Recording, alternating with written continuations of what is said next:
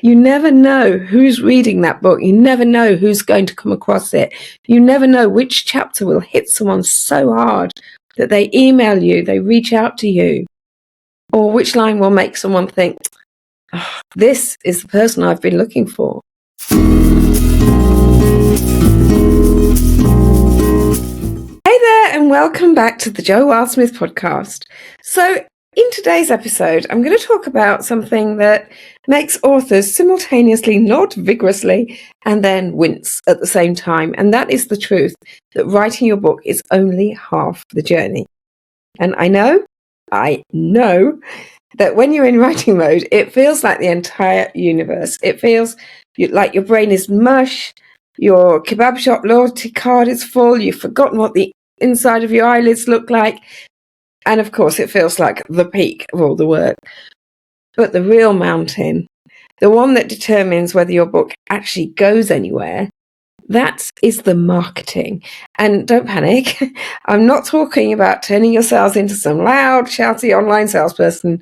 Though, for the record, I'd like to point out that I was a sales rep, a sales executive, for a long time in my previous life, and proud of the noble art of sales, because sales make the world go round. So, actually.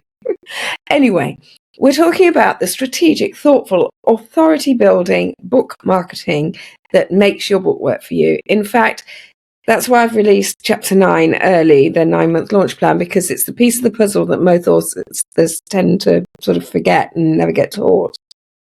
So today, I'm going to dive deep into why write it and they will come has never worked, and what actually does get a book seen.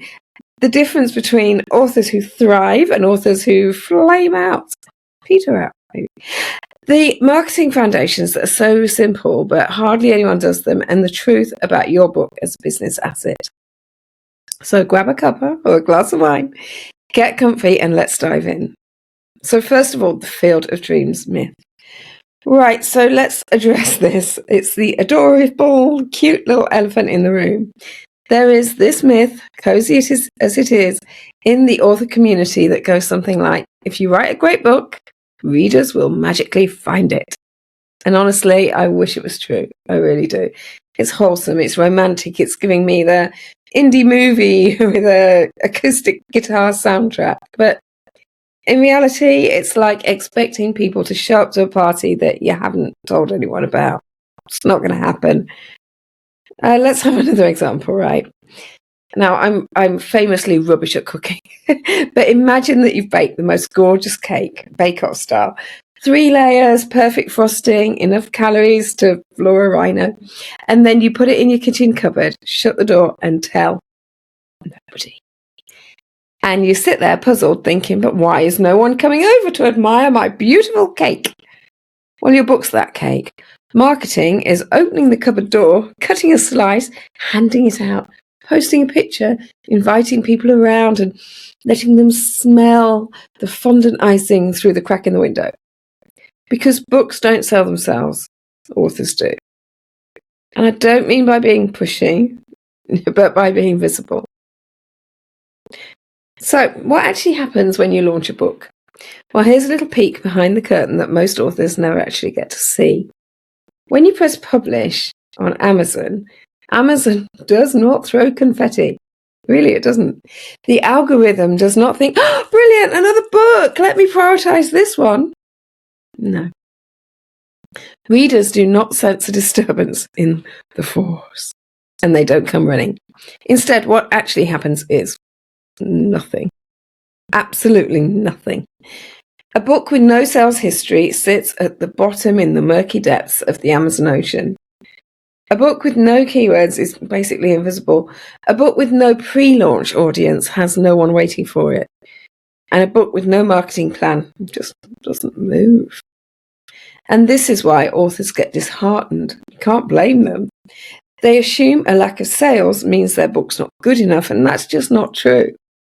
But the vast majority of the time, quality isn't the issue, visibility is.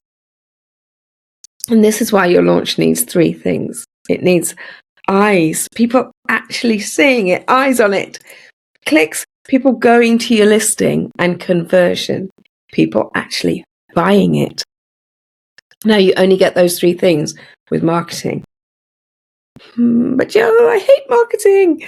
Okay, don't worry. I hear it. The classic. And by the way, everybody says this in the beginning. I will say every single author is like, nah, that's not for me.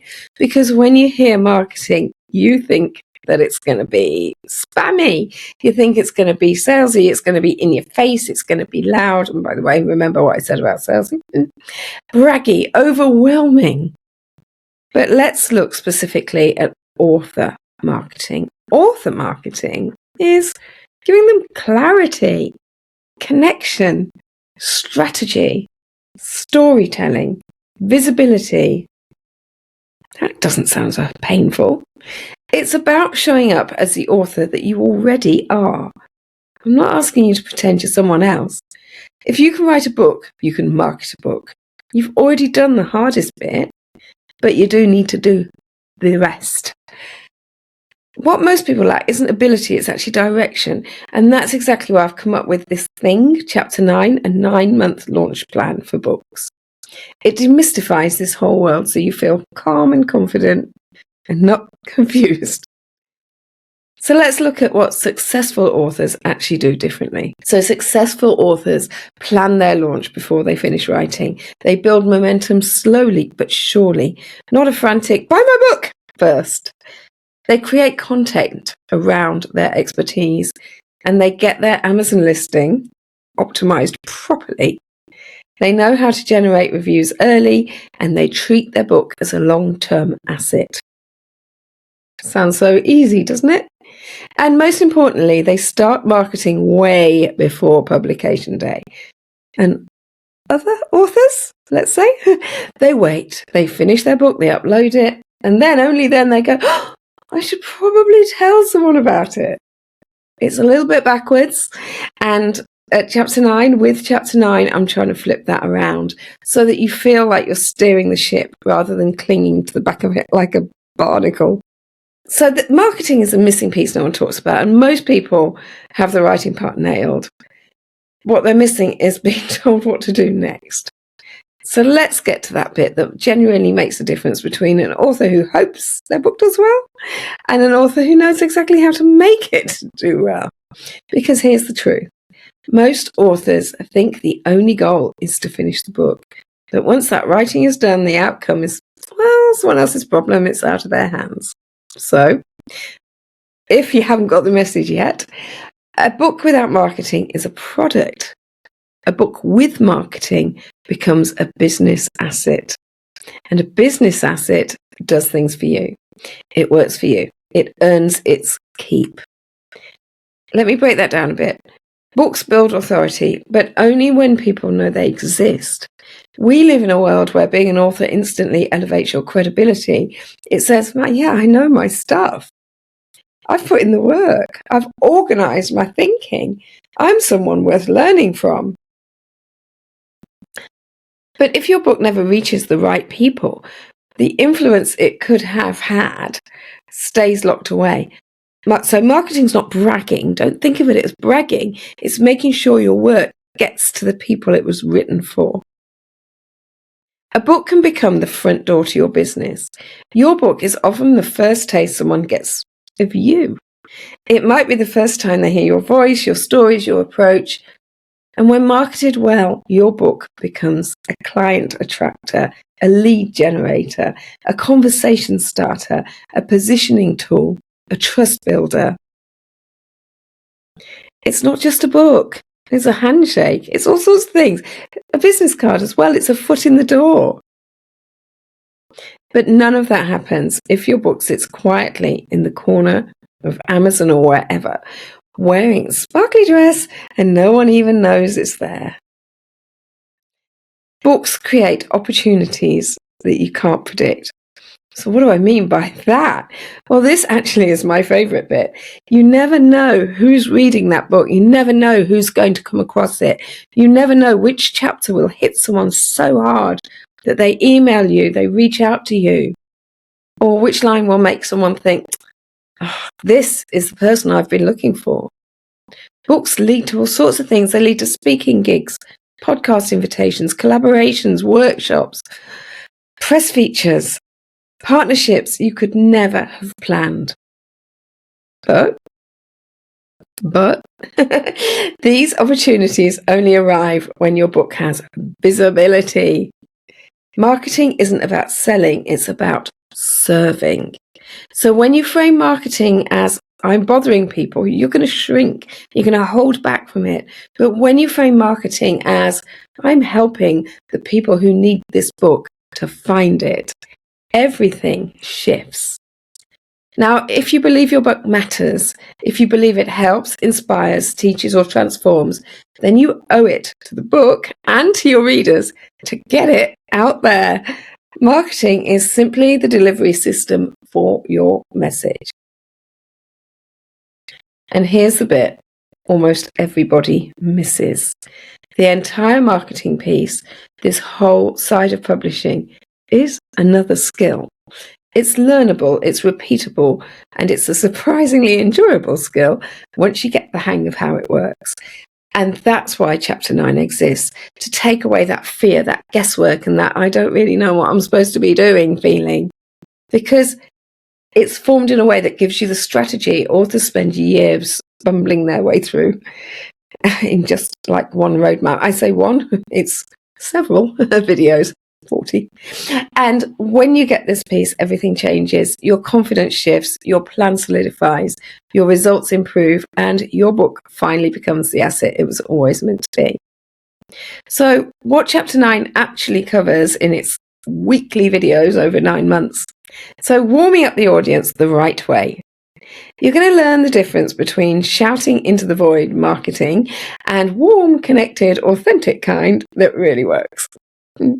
Things like why you should talk about your book long before it's finished, how to tease ideas without feeling salesy, how to naturally draw people in so that they feel part of the journey. This alone is a game changer. So why a pre-launch isn't optional anymore. So in Chapter 9, I outline the exact reasons successful authors probably don't want to skip this step. You'll discover what a pre-launch actually is, how it builds anticipation, why it primes your audience to buy, and how it sets your book up for algorithm-friendly momentum. The invisible timeline of a successful author. So there's a roadmap, there's an order to things, there's a sequence that makes sense. And I'm telling you in Chapter 9. So what Chapter 9 shows you, it shows you what to do in the 3 months before launch, and then the final 30 days, and then it breaks down to the week before, and then on actual launch day. So it gets you to make launch day feel calm, controlled, and exciting, not chaos. That alone helps people. So it also shows you how to build anticipation so people are actually waiting for your book. We cover the techniques that authors use to create buzz, sharing snippets, asking for feedback, using behind the scenes to humanize the process, making readers feel invested. When people feel involved, they feel curious, and curiosity sells books. We also look at discoverability, making Amazon work with you instead of against you, because so many authors drop their book down and it's like it's going into a black hole. I don't want you to be saying, oh, so that's why my book didn't show up when I searched for it.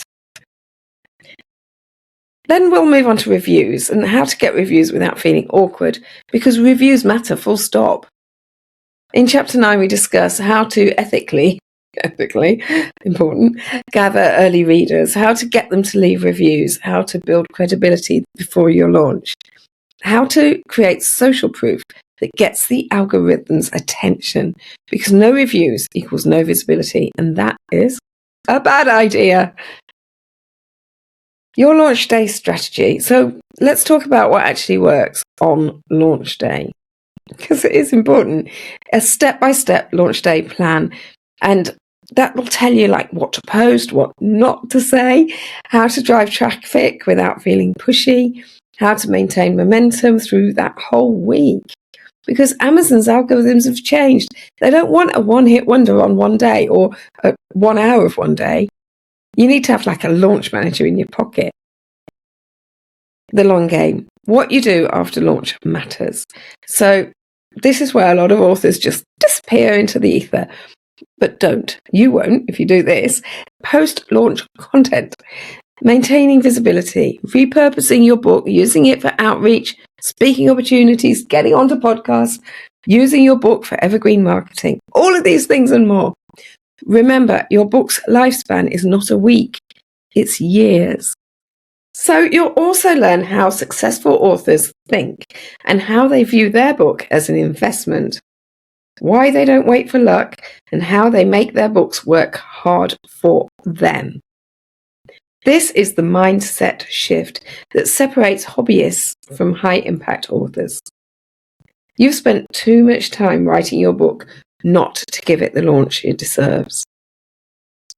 Now, if you're listening to this before midnight on the 12th of December 2025, grab Chapter 9 while it's still at its super low price. If not, you will find it at joewildsmith.com/chapter-9. You'll thank yourself later. All right, folks, that's it for today. Go and give your book the future it deserves, and I will be seeing you in the next episode. I've got interviews with lots of authors and lots of other business owners coming up, so I can't wait to see you soon. Bye.